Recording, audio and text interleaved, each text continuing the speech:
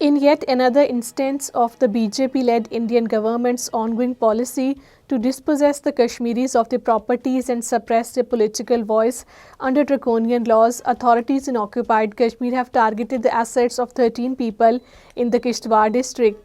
The Indian police authorities during a crackdown operation attached the properties including land of 13 people in the various areas of the Kishtwar.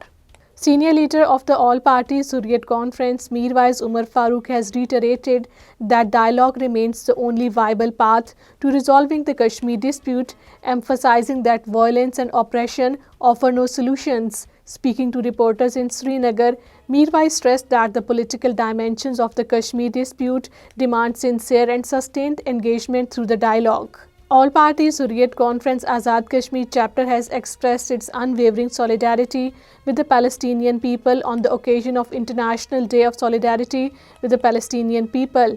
In a statement issued from Islamabad, convener of the APHC AJK chapter, Ghulam Muhammad Safi, strongly condemned the ongoing genocide of the Palestinians by the Zionist forces. In a shocking act of caste-based violence, a Dalit man was beaten to death in the BJP-ruled Madhya Pradesh state. 28-year-old victim, identified as Narar Jadhav, was reportedly beaten to death with sticks and rods by the village sarpanch and his family members in the Indiragarh village of the Shivpuri area of the state.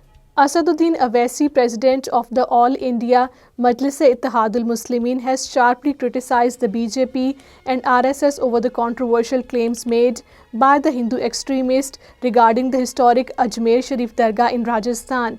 In a Twitter post, Awaisi emphasized that Ajmer Sharif Dargah has been a prominent religious site for over 800 years, dating back to the Mughal period.